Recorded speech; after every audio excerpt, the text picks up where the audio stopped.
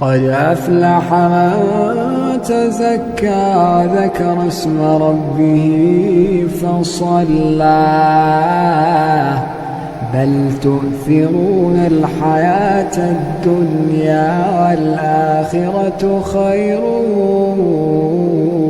وأبقى إن هذا لفي الصحف الأولى صحف إبراهيم وموسى.